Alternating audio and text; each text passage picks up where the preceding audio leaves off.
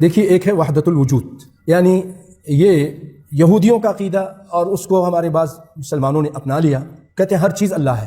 صوفی حلاج نے کہا تھا ما فی جبتی الا اللہ، میرے جبے کے اندر اللہ ہے، یعنی میں اللہ ہوں. کہتے ہیں ہر چیز اللہ. ڈاکٹر اسار صاحب کی تھی، وہ کہہ رہے تھے قرآن کی ایک آیت پڑھ کے، کہتے کہ جو چیز بھی ظاہر ہے وہ اللہ ہے، اور اگر وہ نبی کی حدیث کو سامنے صحیح رکھ لیتے اللہ کے سامنے ایسی بات نہیں کرتے. میں یہ سمجھتا ہوں کہ قرآن میں یہ آیا مبارکہ هو الاول والآخر والظاہر والباطن، یہ وحدت الوجود کے لیے نص قطعی ہے. وجود ایک، اس کائنات کا اول بھی اللہ ہے، اس کا آخر بھی اللہ ہے، اس کا ظاہر بھی اللہ ہے، اس کا باطن بھی اللہ ہے.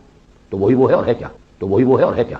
غالباً یہ تو حضرت جنید کا قول ہے، لیس فی جبتی الا اللہ، میرے جبے میں اللہ کے سوا کچھ نہیں. ہمارا خیال وہ بس ہے اور نہیں بھی ہے، لیکن اللہ کا خیال اتنا پکا ہے کہ وہ ہے. اس نے یہ ٹھوس کائنات کی شکل اختیار کی ہے، اس کے سوا اس آیت کی کوئی. اس کے لیے ہے ہم میں سے بعض لوگ ڈکشنری سے ترجمہ کرتے ہیں، اپنی رائے سے ترجمہ کرتے ہیں، نبی کی حدیث سے ترجمہ اور تفسیر نہیں کرتے قرآن کی آیت کی، اور جب ایسا ہوتا ہے تو گمراہ ہو جاتے ہیں. بھائیو، قرآن پاک کی آیت ہے سورہ حدید کی، هو الاول، وہی اول ہے، والآخر، وہی آخری بھی وہی ہے، سب ختم ہو جائیں گے وہی رہے گا.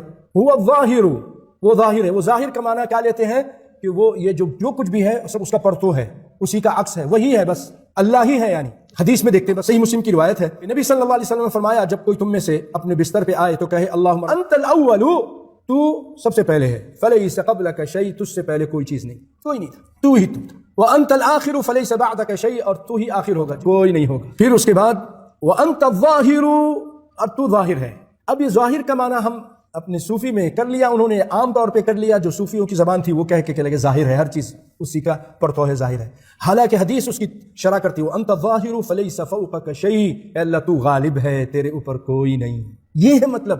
لیکن وہ ہمارے ڈاکٹر صاحب اور دیگر لوگ بھٹک گئے، کیونکہ اپنی مرضی یا اپنے ڈکشنری سے یا لوگوں کے صوفیوں کے اقوال سے قرآن کی شرح کی. انت الباطن فلیس دونک شیء، اور تو چھپا ہوا ہے، تیرے پیچھے کوئی نہیں ہے، یا تو باطن کی باتوں کو جانتا ہے. اس سے ہمیں یہ پتا چل گیا ظاہر کا کیا معنی ہے. ظاہر کے معنی غالب. اس کی میں 2-3 مثال قرآن سے دیتا ہوں. ظاہر کے معنی قرآن پاک میں غالب کے کیے گئے ہیں. اعوذ باللہ من الشیطان الرجیم. هو الذی ارسل رسولہ بالہدی ودین الحق لیظہرہ علی الدین کلہ ولو کرہ المشرکون. یہ سورۃ صف آیت نمبر 9. وہ ذات جس نے بھیجا ہے رسول کو ہدایت کے ساتھ اور دین حق کے ساتھ. کیوں؟ لیظہرہ علی الدین کلہ، سارے دینوں پر غالب آ جائے.